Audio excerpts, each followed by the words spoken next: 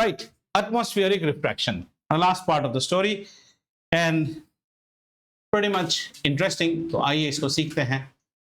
Atmospheric refraction, definition वगैरह बाद में, पहले फंडे की बात है. अच्छा, रिफ्रैक्शन क्या होता है बेटा? रिफ्रैक्शन मतलब bending of light. Is this clear? Okay, ये बेंडिंग ऑफ लाइट होता क्यों है? Whenever there is a change in the speed of light as it travels across mediums which differ in optical density. मतलब ये bending of light होने के लिए you should have mediums, है ना, of varying optical density. क्या ये clear है आपको? और हम पढ़ रहे हैं एटमॉस्फेरिक रिफ्रैक्शन. मतलब अभी रिफ्रैक्शन कहां पे होने वाला है? एटमॉस्फेयर पे होने वाला है. और एटमॉस्फेयर पे रिफ्रैक्शन होने के लिए हमें फिर मीडियम चाहिए और वेरिंग. तो हमारे एटमॉस्फेयर में क्या है? एटमॉस्फेयर में हमारे यहाँ गैसेस हैं, ठीक है ना, और इस गैसेस को बेटर टर्म में हम एयर करके लिख सकते हैं. और ये एयर्स कैसे होते हैं? ये लेयर्स होते हैं हमारे पास. There are various layers of air. इतना समझ में आया? इन लेयर्स में टेम्परेचर डिफरेंस होना शुरू हो जाता है. Like there can be a cold layer, मतलब comparatively, okay, and there can be a warm layer. समझ में आया बच्चा? Warm layer and cold layer. जो कोल्ड लेयर है जमा हुआ रहता है ना, तो इसको क्या कहते हैं? इसको ऑप्टिकली डेंस कहते हैं. ऐसा समझ लेने का, इजी हो गया. ये है ऑप्टिकली डेंस. और जो वार्म लेयर है ये हो गया हमारा क्या? ऑप्टिकली रेयरर हो गया. क्या ये चीज आपको समझ में आया? तो आपने रिफ्रैक्शन का पूरा स्टेज सेट कर दिया है. रिफ्रैक्शन होने के लिए बेंडिंग होना चाहिए. बेंडिंग होने के लिए हमें अलग अलग रिफ्रैक्टिव इंडेक्स के मीडियम होने चाहिए. रिफ्रैक्टिव इंडेक्स मींस अलग अलग ऑप्टिकल डेंसिटी. और अगर हम एटमॉस्फेयर को देखें तो एटमॉस्फेयर में कैसा है? The atmosphere has got various layers of air and these layers of air have temperature difference. Always there will be a temperature difference. कुछ लेयर ठंडे होंगे, कुछ लेयर कोल्ड गर्म होंगे कंपैरेटिवली टू ईच अदर. ठंडे लेयरों को ऑप्टिकली डेंस माना गया है और गर्म लेयर्स को कैसा माना गया है? Optically rarer. अच्छा, यहां पे एक और तथ्य भी है, that is another fact, and that fact is, suppose ये हमारा अगर अर्थ है ना, तो इसमें जो लेयर्स रहते हैं हमारे नीचे के साइड में, हम कहते हैं कि नीचे के साइड में आपको डेंस वाले मिलेंगे और जितना ऊपर आप जाते हैं उतना आपको रेयरर मिलता है. This is, but this is not always exactly true. It keeps on changing because there are various dynamics keeps on playing. But one thing is for sure, you cannot have a same optical density throughout the atmosphere because air also becomes thinner and thinner आगे चलते चलते. So what have we understood? गर्म होने से rarer है, ठंडा होने से it is denser. नीचे के साइड में denser रहते हैं, ऊपर के साइड में rarer रहता है. ठीक है? तो अभी क्या यहाँ पे रिफ्रैक्शन हो सकता है? बिल्कुल रिफ्रैक्शन हो सकता है. Any ray of light that is passing through this will undergo refraction, that is there will be bending of.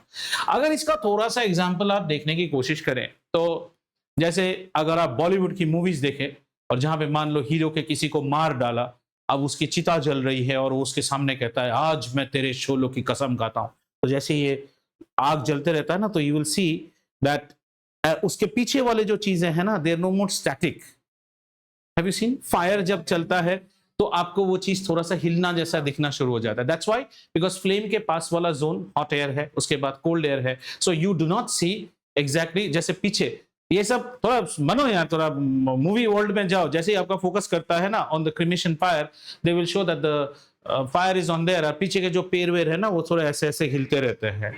That is obviously another thing you can see. जब आप कार को रिफ्यूलिंग करते हैं ना, if your car is being refueled on a hot day and you get out of the car and you keep your eye right on the refueling door where the nozzle is kept, और उसके थोड़े से petrol के vapours उड़ते रहते हैं, there also you will see पीछे अगर HP पंप लिखा है तो HP थोड़ा ऐसा ऐसा हो रहा है. That's also a case of refraction because जो मीडियम बन रहा है, फ्यूल है, गर्म हो रहा है, वेपोराइज हो रहा है, तो there is a difference in the optical density of the air above the fuel door also. Therefore you see, ऐसा होता है, आप देख सकते हो जब भी कोई पेट्रोल फिल करता है ना, तो उसके ऊपर से देखना थोड़ा सा ऐसा ऐसा आपको दिखाई देता है.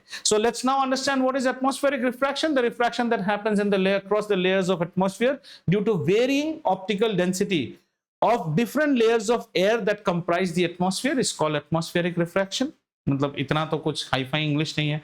What is atmospheric refraction? Atmospheric refraction is the phenomenon due to which light suffers refraction or there is refraction of light when it travels across various layers of the atmosphere due to their varying optical density. And the convention that we have is the warmer layers are supposed to be optically rarer, the colder layers are supposed to be optically denser. And when we look at from the Earth's perspective, as you come more close to the Earth, you are more on the denser medium. क्या इतना चीज आपको समझ में आया? अब ये हो गया एटमॉस्फेरिक रिफ्रैक्शन। अब इस एटमॉस्फेरिक रिफ्रैक्शन से हम दो आउटकम्स पढ़ते हैं, टू इफेक्ट्स ऑफ और two aspects that are related to this. फिर चलें उसमें। Number one thing that we study is called twinkling of stars. Stars twinkle क्यों करते हैं? ठीक है, तो स्टार्स के ट्विंकलिंग करने की पहली स्टोरी को तो समझिए। स्टार्स हमसे बहुत ज्यादा दूर में है, ठीक है। The stars are far away from us. So as the light from the star travels to us, this light is traveling through the space and then encounters the atmosphere and then comes to us. Once it has encountered the atmosphere, it must be encountering hot and cold layers. I don't know whichever is hot or whichever is cold, but it is encountering layers of air with varying optical density, as a result of which the light undergoes refraction. Now what happens is that this hot and cold, जैसे हम कह देते हैं ना, suppose I have got glass and glycerin with me, then the optical density is fixed जब तक मैं ये ग्लास और ग्लिसरीन को ऐसा वैसा ना कर दूं। But in atmosphere it is not like that. In atmosphere अभी ठंडा है, अभी थोड़ा गर्म हुआ, फिर ठंडा है, तो कोई भी शांत नहीं है।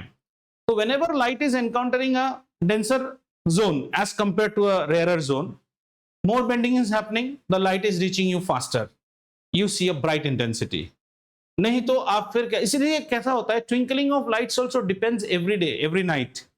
किसी नाइट में अगर ज्यादा वेरिंग ऑप्टिकल डेंसिटी दिख रहा है तो आपको लाइट्स की स्टार्स की ट्विंकलिंग आपको ज्यादा दिखाई देगा, और कभी कभी आपको स्टैग्नेंट भी दिखाई देता है। ऐसा नहीं कि हमेशा ही स्टार्स ट्विंकल करते हैं, because they are travelling from far off places and the light from the star is crossing different layers of the air once the light is entering atmosphere, and there is variation in optical density, so there is refraction. As a result of refraction, I see twinkling of stars.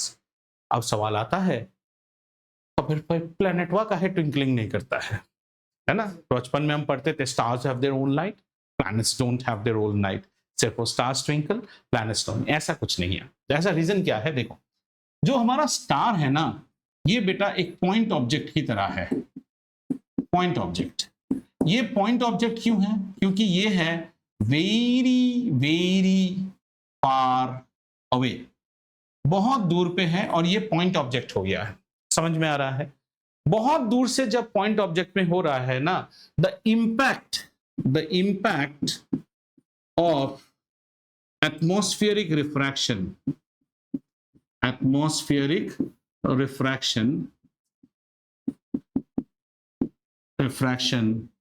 Is more felt. समझ में आ रहा है? जितना दूर आप जाओगे उतना atmospheric refraction, अगर रिफ्रैक्शन हो रहा है तो उसका इंपैक्ट, ये जो कंपन जो आप देख रहे हो ना, लाइट ट्विंकल करना, ये आपको ज्यादा दिखेगा।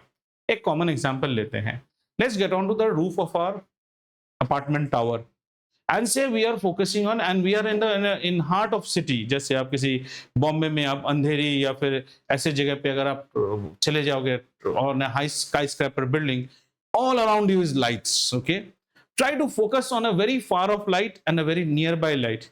Nearby light जो किसी भी टावर के ऊपर है, उसको आपको ट्विंकलिंग नहीं दिखेगा, लेकिन अगर दूर के लाइट्स आप देखोगे ना, थोड़ा होने से भी आपको डामाडोल इंपैक्ट दिखाई देता है। The twinkling is seen because it becomes point object. अच्छा, अब सवाल आता है कि प्लैनेट्स के केस में क्या है? प्लैनेट्स जो है, planets are very near as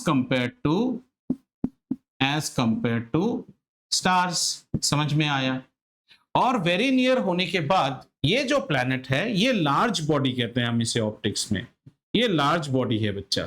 large body means इसको हम क्या बोलेंगे? इसको हम बोलेंगे collection of many point objects, many point sources. समझ में आया? ठीक है, मतलब कैसे है?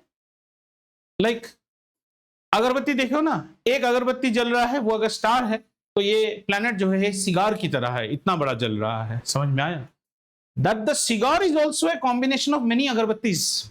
The planet is also, once it's a big object is a combination of many small objects, point objects. अब क्या होता है, ऐसा नहीं कि इसमें रिफ्रैक्शन नहीं होता है, लेकिन बहुत पास है, तो first of all the impact will be less. Imagine I have got 60 LED red lamps glowing and showing on you, 60 very closely packed, so that you see what you see a red lamp. जैसे आप traffic signal में red देखते हो ना, आजकल सारे traffic signal के Reds किससे बनते हैं? एलईडी लैंप से ही बनते हैं, दे आर ऑल एलईडीज. उसमें अगर एक एलईडी थोड़ा बुझ के अगर ग्लो भी कर जाएगा, कोई फर्क पड़ता है क्या? नहीं. So what happens if one of the point source at this moment creates a dim impact due to refraction, उसका nearby कोई bright impact दे देता है and it gets nullified because it is very near to you. इसी planet को अगर आप बहुत दूर कर दोगे ना, तो आपको प्लैनेट्स भी ट्विंकल करने दिखाई देंगे. तो दो चीज यहां पे देखते हैं. Does a celestial body light from a celestial body, whether it is a reflected light or whether it's a light of its own, does it undergo refraction? Yes. The twinkling depends upon how far the object is from you. If the object is very far away, then it is like a point source. A point source is more of a victim to atmospheric refraction. And if the object is much nearer to you, then it is like a large body. And a large body is supposed to be comprised of, it is conceptualized that you have, it's a collection of many small point sources. Does refraction not take place here? Yes, it does take place. First thing is, it's not that much a victim as the star is. And another way, if one of the point object at a certain instant of time due to refraction has gone in a low glow, उसका बाजू वाला कोई high glow में भी चला जाता है, they nullify each other. It's like so many agarbattis glowing and shown to you from a distance. What do you see? Red light. उसमें एक अगर बन के बुझ भी हो गया 1 मिनट में, तुम्हें क्या फर्क पड़ता है? कोई फर्क नहीं पड़ता. Is this understood? Now, will you be able to? So, tell me, do you understand what is atmospheric refraction? Do you understand why stars twinkle and why planets appear not to twinkle? ये भी समझ में आ गया. एक और चीज जो आपके कोर्स में नहीं है, एक और चीज इसमें हम देखते हैं, like stars appear to be very far away than they actually are. ये भी बड़ा इंटरेस्टिंग चीज है. ये आपके कोर्स में नहीं है, लेकिन इसको देख सकते हो, पहले होता था. आइए, जैसे ये मान लो हमारे पास एक स्टार है, ठीक है ना? ये वाला जोक पढ़े हो ना, जैसे वो यूएस कोर्सेज में जो लोग आईबी में पढ़ते हैं, what is the star, it's a nebula और समथिंग लाइक दैट. आईसीसी बच्चा कहता है इट्स हॉट ऑक्सीजन, और सीबीएसई का बच्चा कहता है वो देखो दादाजी, ठीक है ना? तो ये स्टार है, इसका जो लाइट आप तक आ रहा है ना, तो इसका लाइट आपको कैसे आता है? The light is coming bent to you like this, और ये है तुम्हारी नयन चक्षु, ठीक है ना? ये आपको बेंट आता है. तो एक्चुअली आप स्टार को कहां देखते हो? तो एक्चुअली हम स्टार को देखते हैं, हम तो स्ट्रेट लाइन में ही हमारी विजन आएगी, तो हमारी विजन एक्चुअली आती है इस तरह से. Means in that same plane, in the same plane where you actually see the star, यहाँ पे भी ये सब 3D में हो रहा है ना, so there is a plane here also. So आप इस स्टार को कहां देख रहे हो? आप इस स्टार को यहां देख रहे हो. Do you understand? The light from the star is coming bent as it comes to you. And you don't see in bent angle, you always see in a straight line vision. So where are you seeing? अब आप बोल सकते हो sir हमने star को यहाँ क्यों नहीं देखा? नहीं, यहाँ नहीं, एक्चुअली उस स्पेस में जो प्लेन बनेगा, उस प्लेन में जहां ये स्ट्रेट लाइन इंटरसेक्ट करता है, आप स्टार को, so this is the actual height of the star, but this is what appears to you.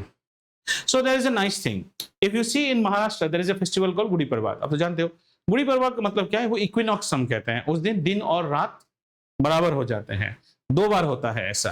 There are 2 equinoxes. Equinox जानते हो ना? हाँ, 1 जून 1 सितंबर में बराबर हो जाता है. लेकिन एक्चुअल में बराबर हो ही नहीं सकता है. क्यों बराबर नहीं हो सकता पता है? क्योंकि जो किरण सूरज से निकल चुका है वो रिफ्रैक्शन खा के अर्थ में आता है. थोड़ा होने से भी दिन और रात बराबर नहीं, 1-2 मिनट का होने से भी गड़बड़ी रहेगा ही रहेगा. बिकॉज लाइट तो वैक्यूम में, अगर आप स्पेस में मेजर कर रहे हो ना, आपको इक्विनॉक्स मिलेगा. लेकिन अगर आप अर्थ के सरफेस में देख रहे हो, तो light is not coming in a straight line as you are thinking, light is coming through a curved path. क्या ये चीज क्लियर हुआ आपको? ठीक है. इसका एक और चीज हम देखते हैं, delayed sunset and early sunrise. Early sunrise, early sunrise and delayed sunset.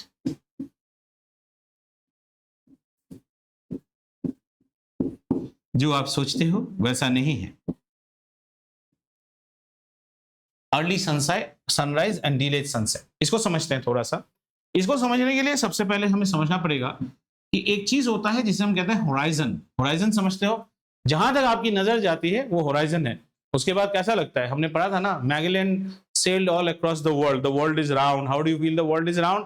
As you see very straight ahead, you feel as if the sky is going and touching the ground. ऐसा लगता है ना, फील होता है। तो ये है हमारा होराइजन है, और इस होराइजन में कौन है, यहाँ हमारा प्यारा सा मुन्ना सा हमारा है, कौन, अद्वैत। ये उसकी विजन है, होराइजन। समझ में आया ना। अब पहले देखते हैं अर्ली सनराइज का मतलब क्या है।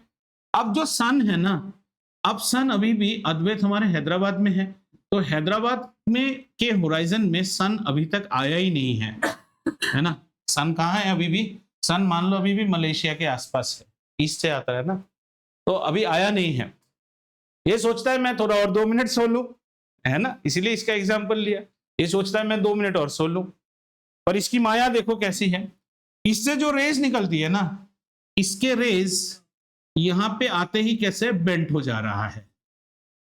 तो ये भाई साहब हमारा इस टाइम पे, are you understanding, the sun rays which are coming from here, so let me make it little bit more better.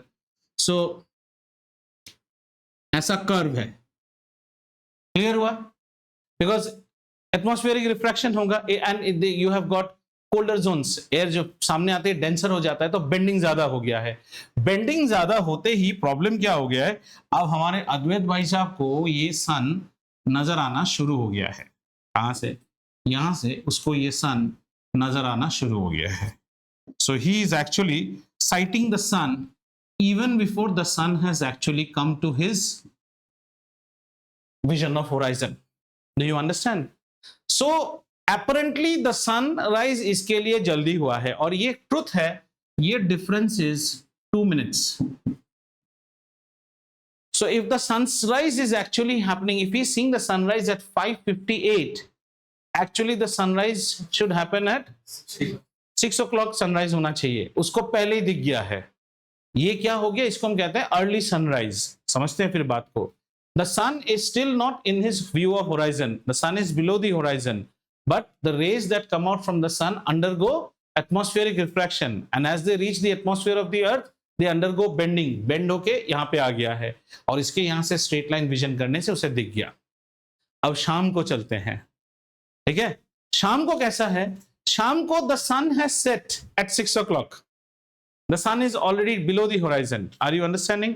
This is morning. Now let's see the evening. In evening, the sun has actually set. जब सन नीचे चला जाता है फिर भी उसका atmospheric refraction हो रहा है। 6 o'clock the sun has set, but at 6 o'clock our boy is seeing the sun still here. तो उसको सनसेट में भी और 2 मिनट एक्स्ट्रा सन मिल गया। So the length of the day increases by 4 minutes due to atmospheric refraction. समझ में आया, दोबारा समझते हैं। एक ही ड्राइंग से दोनों आंसर होता है। During sunrise, the sun is below the horizon. Rays coming out of the sun undergo atmospheric refraction, and as a result they get bent. क्योंकि ये तो हमारा अर्थ में है ना, बेंट हो गया, तो इसको सन पहले दिखना शुरू हो जाता है। और कैसा दिखता है, 2 मिनट पहले दिखना शुरू हो गया है। तो actually he is seeing the sunrise at 5:58, but actually the sun came in this position at 6 o'clock, 2 minutes मिल गया।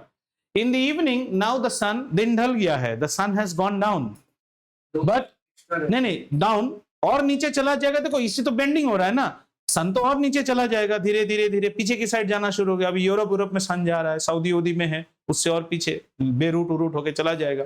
जब और नीचे चला जाएगा तब बेंड होने से भी इसको नहीं आएगा, लेकिन जब तक इसको आता है that is actually another 2 minutes. So the day becomes 4 minutes extra longer than the usual day. इसीलिए जब आप इक्विनॉक्स अर्थ में सोचते हो ना, अर्थ में इक्विनॉक्स एक्चुअली हो नहीं पाता है, क्योंकि अर्थ में ये गड़बड़ी तो रहेगा, 2 मिनट का आगे पीछे तो हमेशा है। Now tell me, have you understood atmospheric refraction? In your syllabus you may be asked about atmospheric refraction, twinkling of stars, why do planets don't twinkle, and about early sunrise and delayed sunset. That's all. तो stars appearing high आपके course में नहीं है। क्या ये चीज ऋषभ बाबू समझ में आया? सूरज क्यों 2 मिनट एक्स्ट्रा दिखता है? Very good, everyone understood. अन्य, राइट। आज का वीडियो समझ में आया?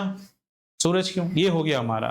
अब हमारा अगला टॉपिक है, last topic, scattering of light. चलें उसमें, चलिए। Our next topic and the last topic of light is called scattering of light. Scattering of light.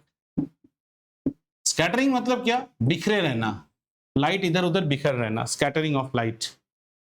यहां देखते हैं, और ये सारी बातें कहां पे हो रही है? These all things are happening like from the earth। आप जब अर्थ से देखते हो, ये पूरी फिर ये सब कॉन्सेप्ट यहां से स्टडी होता है। हाँ, ये हमारा अर्थ है, ठीक है ना। और मान लो जो लाइट आ रहा है, लाइट कहाँ से आ रहा है? लाइट आ रहा है, हाँ, तो लाइट आ रहा है ऐसे। अरे तुम यार गोलू ही बने हुए हमेशा।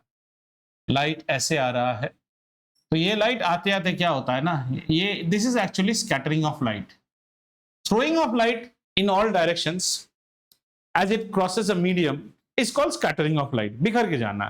तो धीरे धीरे डेफिनेशन को हायर लेवल में लेके जाएंगे। तो स्कैटर मतलब क्या? स्कैटर मतलब the action of throw of light in all directions as it crosses a medium, ठीक है ना। As it crosses a medium, एक मीडियम में गुजरते वक्त लाइट चारों तरफ बिखर जाना जो है, उसको हम क्या कहते हैं? Scattering of light. फिलहाल हम हमारी डिस्कशन को सनलाइट तक ही रखेंगे, ठीक है। और सनलाइट क्या चीज है? सनलाइट हमें आता है कैसे? व्हाइट होके आता है, व्हाइट लाइट।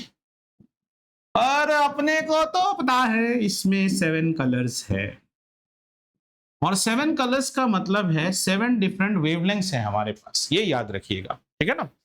अब देखते हैं ये स्कैटरिंग हो क्यों रहा है। तो इस स्कैटरिंग के खेल में टोटल एक्टर्स कौन कौन है, किरदार। नंबर 1, अगर हम सनलाइट की भाषा में देख रहे हैं तो सनलाइट है। सनलाइट है तो क्या है? व्हाइट लाइट है। समझ में आया? व्हाइट लाइट है तो फिर क्या है? 7 कलर्स है। क्लियर पढ़ने का, 7 कलर्स है तो 7 डिफरेंट वेवलेंथ है भाई साहब। एक तो ये हो गया। दूसरा एक्टर जो है हमारा वो है मीडियम। अब मीडियम के अंदर क्या है? पार्टिकल्स है। पार्टिकल्स है, कैसे कैसे पार्टिकल्स है? डस्ट हो सकता है, नंबर 1। नंबर 2 हो सकता है वाटर वेपर, क्योंकि हमारे लिए मीडियम क्या है? एटमॉस्फेयर ही है। मोटा मोटा हमारे लिए मीडियम क्या है? एटमॉस्फेयर, है ना। हम कौन सा स्पेस में जा रहे हैं? एटमॉस्फेयर। वाटर वेपर है। और बोलो सबसे ज्यादा पाए जाने वाला गैस कौन है? नाइट्रोजन का मॉलिक्यूल है। और उसके बाद जिसमें दीपांशु सांस लेता है, ऑक्सीजन का मॉलिक्यूल है। बाकी लोग भी हैं पर वो लोग काउंट में कम हैं। तो ये मेन आतंकवादी जो बोल लो जैसा, ये मेन है हमारा रोल करने वाला। अब सवाल आता है, ऐसा एक जगह जहां ये भी नहीं है या ये नहीं है, वहां स्कैटरिंग नहीं हो सकता है। स्पेस, इंटरनेशनल स्पेस स्टेशन से जितने फोटो आते हैं बाहर सब डार्क दिखता है। क्यों? क्योंकि ये चीज नहीं है, एटमॉस्फेयर ही नहीं है। तो समझ में आ रहा है ना। स्कैटरिंग होने के लिए ये, और सनलाइट तो हर जगह है। The sun is shining bright and the international space station is quite near to the sun, लेकिन उसके बाहर की फोटोज देखो, सब काले काले दिखते हैं, है क्या। तो इसका मतलब है स्कैटरिंग होने के लिए ये चीज तो होना जरूरी है, ठीक है। So what is scattering? Scattering is the phenomena of throwing of light in all direction as it crosses a medium, and this throw of light is done by the particles present in the medium.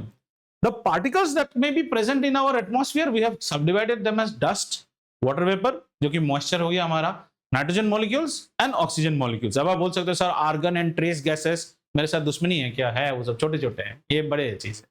समझ में आया? ऐसा कोई medium जहां ये particles नहीं है वहां स्कैटरिंग नहीं होगा, and it's the scattering that you see that white light. तो अब ये स्कैटरिंग को पढ़ने के लिए थोड़ा सा एक और चीज हम पढ़ लेंगे जिसको हम कहते हैं टिंडल इफेक्ट। 9th याद आ रहा है? कुछ कोलोइड याद आ रहा है? कोलोइड्स क्या था? कोलॉइड को आप पकड़ सकते हो सिर्फ टिंडल इफेक्ट से, वरना कोलॉइड सॉल्यूशन की तरह, याद है बीटीएम का एग्जांपल दिया था, कोलॉइड बीटीएम, मतलब जो लोग नए नए हो तो बीटीएम मतलब नहीं है। बीटीएम का मतलब होता है, अभी आज का हंसना शुरू कर देगी, बीटीएम मतलब, बीटीएम वो लेडी है जो एक टाइम में बहन जी थी लेकिन अभी मॉडर्न बन गई है, मतलब हर चीज में मॉडर्न एक्शन है, ड्रेसिंग में मॉडर्न, कॉस्मेटिक्स में मॉडर्न, बातचीत मॉडर्न, लेकिन है एक्चुअली बहन जी एक टाइम पे, पर आप उसको पकड़ ही नहीं सकते हो। सॉल्यूशन और कोलॉइड दोनों फिल्टर पेपर से पास होते हैं, दोनों माइक्रोस्कोप से दिखते नहीं है पार्टिकल्स, दोनों रेसिड्यू नहीं छोड़ता है, दोनों स्टेबल है, लेकिन बीटीएम एक जगह पकड़ी जाएगी। बीटीएम जब किटी पार्टी वगैरह में ज्यादा हो जाता है ना, तब कहता है मिसेस सक्सेना लीजिए ना स्नैक्स लीजिए, स्नैक्स, मतलब आप कभी ना कभी तो बहन जी थी, स्नैक्स नहीं आ रहा है, स्नैक्स, तो कहीं ना कहीं अपना एक छाप छोड़ के जाएगा जिससे आप पकड़ सकते हो कि वो बीटीएम थी। तो कोलॉइड भी वैसा ही है, कोलॉइड कहीं नहीं पकड़ा जाएगा। कोलॉइड से जब लाइट पास कर दोगे तो हम क्या कहते थे, that when white light is pass through colloids then it renders the path visible, colloids will glow the path of the light. Milk से जब आप लाइट पास करते हो, ये मिल्की, इसीलिए इसको मिल्की बोलते हैं, ठीक है ना। तो मिल्क में क्या होता है, पार्टिकल्स होते हैं, the particles are very small, जैसे सॉल्यूशन के पार्टिकल्स कितने हैं, less than 1 nanometer, suspension greater than 100 nanometer, colloids between 1 and 100, so they are very small, they will pass through the filter paper, but जब light आ जाता है ना, पकड़े गए हम लोग सब, तो वो सारे स्कैटर करना शुरू कर देते हैं लाइट को, और लाइट ग्लो करता है। इस चीज को बताया था एक अमेरिकन पर्सन जो कि फिल्म इंडस्ट्री से जुड़े थे, टिंडल, और इसको इसलिए टिंडल इफेक्ट कहा जाता है। ये सब एक्चुअली जो भूतिया पिक्चर के शूटिंग में पहले होता है ना, जैसे कोई कब्रिस्तान से गुजर रहा है तो लाइट की बीम आती है ऐसे, तो उसमें टिंडल इफेक्ट क्रिएट किया जाता है। कैसे, मिस्ट या ड्यू सस्पेंडेड रहता है, जैसे आप कोई योगा या लाइफस्टाइल के वीडियो देखते हो, सुबह जागिए, शरीर की उपकरणों और किरणों के बाद से आध्यात्म की किरणें आएंगी, ऐसे जो किरण आते हैं, white coming out from the clouds, या फिर मैं ही सत्य हूं, मैं पृथ्वी का सब कुछ, तो वो जो लाइट्स आप देखते हो ना, उसको कहते हैं हम Tyndall effect. The Tyndall effect is scattering of light. Tyndall is actually talking about the scattering of light in the atmosphere due to particles present in the atmosphere. Cinema hall में आप प्रोजेक्टर की beam देखते हो, तो जितना अच्छा projector beam देख रहे हो उतना ही गंदा मोमो खा रहे हो सिनेमा में, क्योंकि वो सारे डस्ट तुम्हारे मोमो के ऊपर भी है। ऐसा थोड़ी है कि खाली ऊपर में ही रहेगा, तुम्हारे प्लेट में भी तो रहेगा। सीधे बात, समझ में आया Tyndall effect? So this Tyndall effect means, Tyndall effect is the phenomenon due to which light is scattered when it passes through a medium. इसको डिस्कवर करने वाले ये थे due to the particles present in the medium. हमारी story यहां खत्म नहीं होती है, हमें इससे आगे एक और चीज पढ़ना है कि आसमान नीला क्यों होता है, ठीक है ना। तो आइए थोड़ा सा आगे चलें, और ठीक है, इसको आगे नहीं कर सकते, इसको छोटा करेंगे क्योंकि ये स्क्रीन चेंज नहीं कर सकता हूं, ये स्क्रीन को थोड़ा सा छोटा,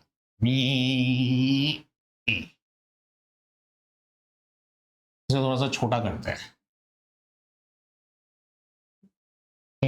और इसको यहां ले चलते हैं,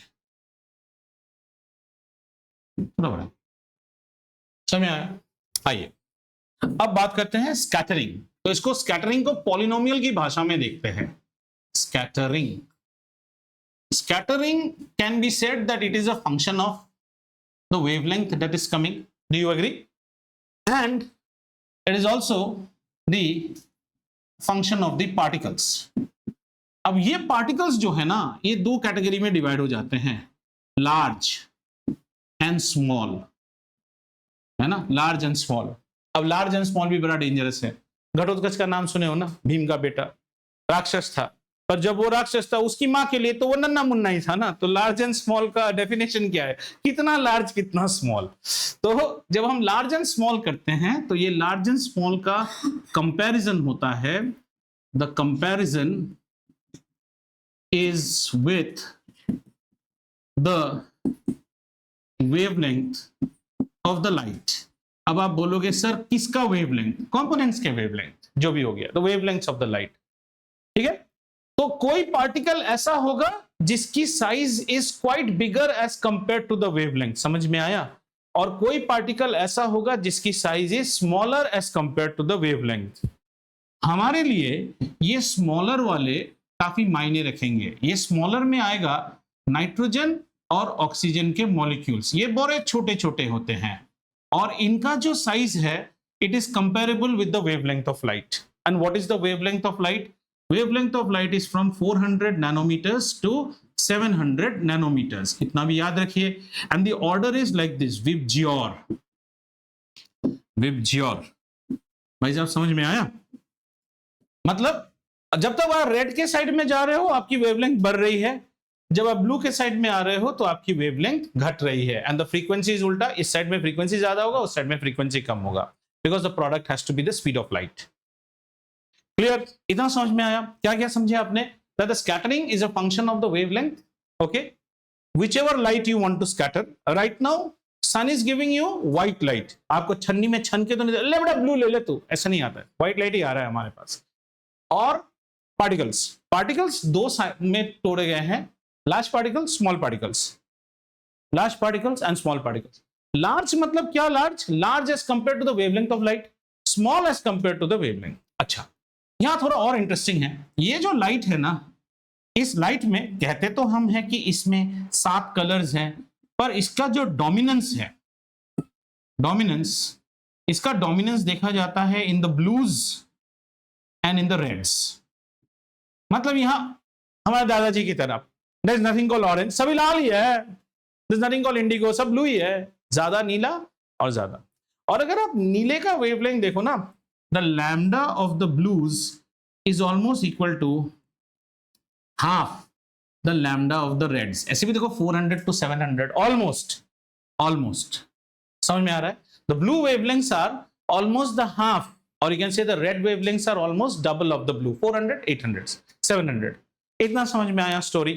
ठीक है, आगे बढ़ते हैं। अब यहाँ पे एक चीज जो आपके सिलेबस में नहीं है, लेकिन अगर आप जानना चाहो, हायर क्लासेस में आप पढ़ोगे, एक रेलिग्स लॉ पढ़ोगे।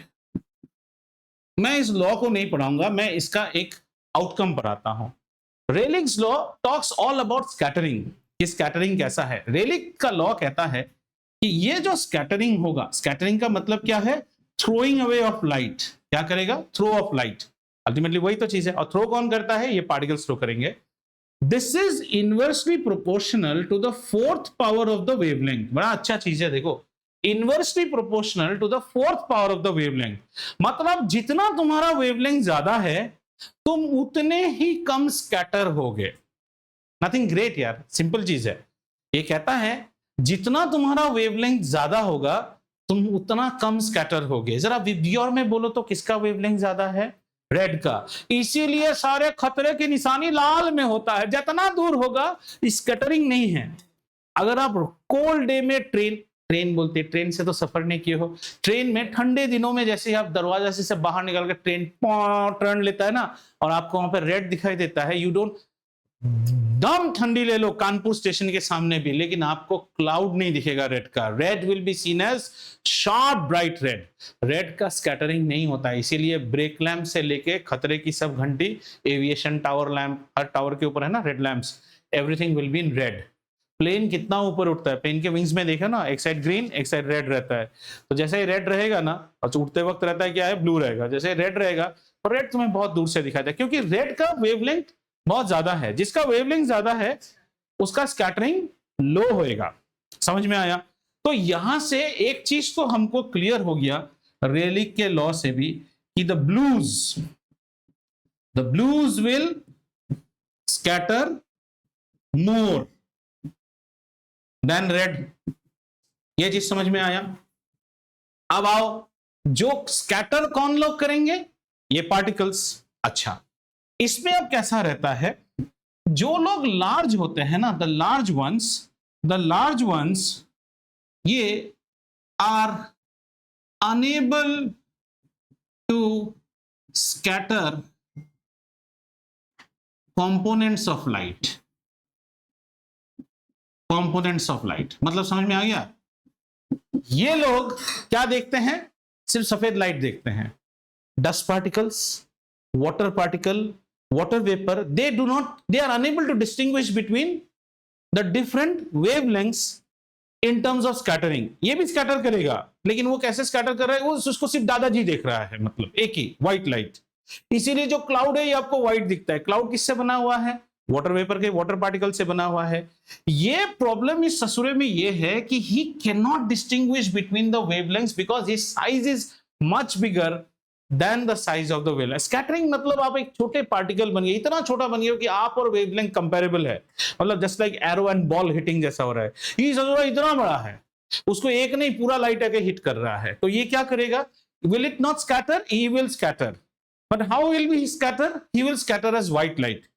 इसीलिए सुबह सुबह जब आप सुनते हो ना, योग से मन को मिलती है शांति, वो सब स्कैटरिंग आपको क्या कलर दिखता है? व्हाइट दिखता है। वो कौन स्कैटर कर रहा है? Mist, due drops, right, dust particles. इसलिए वो सारे कलर्स हमें क्या दिख रहे हैं? व्हाइट दिख रहे हैं। Are you understanding? पर हमारा तलाश क्या है? Why is the sky blue? अब स्काई इज ब्लू बिकॉज अब यहां पे रोल प्ले करेगा nitrogen and oxygen molecules. Atmosphere में इनकी प्रेजेंस बहुत ज्यादा है। Now these fellows are going to do scattering based on the different wavelengths, और वो रेलिक को मान्यता देके किसको ज्यादा स्कैटर करेगा? ब्लूज को ज्यादा स्कैटर करेगा। समझ में आ रहा है? सो ये जो हमारे पार्टिकल हैं, ये they will scatter the blues. मैंने ब्लूज लिखा, मतलब थोड़ा सा ब्लू इंडिगो। तो आप बोलोगे सर सारा ब्लू अगर स्कैटर कर दिया, हमारे घर में व्हाइट वाला लाइट कैसे आ रहा है? वो भी तो एक बात है ना। ये जो स्कैटर द ब्लूज है ना, this is only small portion from white light, small portion from white light. इसीलिए जब आप फॉरेन कंट्रीज वगैरह में फोटोग्राफ्स देखते हो, like you know countryside in United States और New Zealand, Auckland, the sky is very blue, क्योंकि वहां पे सस्पेंडेड डस्ट पार्टिकल्स नहीं है जब तक आप तक लाइट आ रहा है। और हमारे यहाँ पे तो इधर टायर जला रहा है, उधर कोयला जला रहा है, उधर बच्चा रो रहा है, उधर कुछ और जल रहा है, कुछ नहीं तो 2 औरतें तड़का दाल बना रहा है। इतना वाटर वेपर हो गया कि हमें कभी ब्लू स्काई तो दिखता ही नहीं है। कभी कभी ब्लू स्काई दिखता है, रोज रोज तो नहीं दिखता है। डू यू एग्री और नॉट? तो these nitrogen and oxygen molecules are going to scatter the blues, and that is a very small portion of the light. So still the light that comes to you is white. यहां आपका syllabus portion खत्म होता है, why the sky appears blue। लेकिन एक और सवाल आता है, तो फिर सर सुबह सुबह एकदम लाल लाल क्यों नजर आता है? सुबह तो स्काई एकदम लाल आता है, सनसेट में भी स्काई लाल आता है। ये भी थोड़ा जान लो, कोर्स में नहीं है पर जानने में क्या जाता है। इसको जानने के लिए हमको क्या करना पड़ेगा? फिर से थोड़ा सा होराइजन कॉन्सेप्ट में जाना है। ऐसा समझ में आया? और आपका जो सन है ना, वो कैसा रोड लेगा? आपका सन बेसिकली ऐसा आपको अपीयर करेगा कि वो एक सेमी सर्कुलर पाथ में, मतलब सूर्योदय यहां से हुआ, दिन होते होते सूरज कहां आ गया? यहां पे आ गया, और फिर सूरज कहां चला जाएगा? यहां चला जाएगा। ये जो डिस्टेंस है ना, ये डिस्टेंस हमारा वेरी लेस होता है एज कंपेयर टू ये लार्ज डिस्टेंस होता है। यहां कौन है? यहां हमारा अद्वैत है। समझ में आया ना? इधर हमारा अद्वैत है, और ये भी क्या है? ये लार्ज है। यहां आपका सन क्या करेगा? राइज करेगा, और फिर यहां आता है और यहां पे सनसेट करेगा। It is so far away that the scattering of blue impacts your vision a lot. आपको लगता है बहुत दूर से स्कैटर हो गया है। Scattering content is that much only, but since it is very far away, to you it appears a lot portion of blue has gone and the reds have become more prominent. But as the sun comes nearer and nearer to you, because scattering of blue तो हमेशा small portion ही है, but आपका white light component आपकी आंखों को impact ज्यादा देना शुरू करता है, तो आपको व्हाइटिश लगता है, येलोइश। दोपहर होते होते पूरा येलो भी नहीं दिखता है, कैसा दिखेगा आपको? ब्राइट व्हाइट दिखेगा, और उसके बाद कैसा होगा? फिर से थोड़ा येलोइश होता है, रेड हो जाता है जैसे ही शाम को। क्योंकि यहाँ पे जो है as Advait as an observer, for him the scattering impact is much more when the source is very far away, so he feels a lot of blue has been scattered out. What is left? Reds. So the reds are dominating here. तो यहां से कैसा होगा? PH scale जैसा हो जाएगा, acid से लाल लाल लाल लाल लाल लाल लाल लाल लाल, नीला नीला नीला नीला नीला, फिर नीला से फिर उधर एसिड है, लाल लाल लाल लाल। और इस मनोहर कहानी के साथ समाप्त होता है लाइट फॉर ग्रेड 10। और कुछ नहीं है आपके सिलेबस में। नाउ आगे क्या, और आगे की स्ट्रैटेजी क्या? तो यहां तक हो जाने के बाद अभी हम तो चलेंगे आगे इलेक्ट्रिसिटी एंड मैग्नेटिज्म में। इसके बाद हम लोग क्या करेंगे? We will be talking touch point to the NCERT content only, and those will be like one shot classes. One shot कैसा? एक शॉट में नहीं भी हो सकता है, we may not finish it in one shot. At that time I will not upload the video after immediate one class. मान लो 2 शॉट में हो रहा है तो वो one shot video may not be 1 hour, it may be 2 hour 3 hour also। जैसे मान लो reflection of light, I won't be able to finish reflection of light in one class in one shot, do you agree? So reflection of light in one shot, जैसे हमने 7 class 8 class में पढ़े हैं, वहां शायद हमें 2 क्लास में हम पढ़ लेंगे या 3 क्लास में। यहां से अगर आपके लिए अनदर अलर्ट है, अगर आप अभी भी नहीं जागे हो, अब तक जिसका खून ना खोला, खून नहीं वो पानी है, जो पढ़ाई के काम ना आए बेकार वो जवानी है। वो कहते हैं वैसे देश के काम ना आए बेकार वो जवानी है, मैंने बोला जो पढ़ाई के काम ना। अभी तक अगर आपने नहीं स्टार्ट किया है, देन क्रिकेट मैच में if I am the coach, I will send a pair of gloves और 1 bottle with the 12th man. Actually प्यास नहीं लगा है आपको, वो 12th मैन आपको आके बोलेगा कोच ने बोला है भूतनी का, या तो आउट हो या अपना हाथ खोलना शुरू कर, क्योंकि इसके बाद जो बैट्समैन आएगा ना, स्कोर बोर्ड टेंशन होना शुरू हो जाएगा। We still don't know what will be your exam times and exam days because you're going to have 2 exams. And if the second exam happens after May, that is absolutely crap, क्योंकि तब तक आप already 11 class join कर चुके होगे और किसी को पुराना चीज खाना पसंद नहीं होता है। So all of you should target that your first attempt supernatural। हाँ, so all of you should target that your first attempt should be such that आपको और सेकेंड अटेम्प्ट के बारे में सोचने की जरूरत ही नहीं है। जनरली द सेकेंड अटेम्प्ट्स में बहुत अच्छा होगा ऐसी कोई बात नहीं। आपको क्या पता है, पहली बार है, क्वेश्चन पेपर टाइट कर दिया, चेकिंग क्या, we don't know anything, so we should be very good prepared for our first attempt. बात समझ में आया? यहाँ की कहानियों में और कोई चीज आपको मायोपिया कुछ भी पूछना है आप पूछ सकते हैं। The idea behind thing is once we start this and then maths तो हम हमारा जाते रहेंगे, like we will start with arithmetic progression, algebra खत्म होते ही मेंसुरेशन में घुसेंगे, वहां कार्बन एंड कंपाउंड्स चालू हो गया है, उसका उतना टेंशन नहीं है। तो science I am pretty much okay, but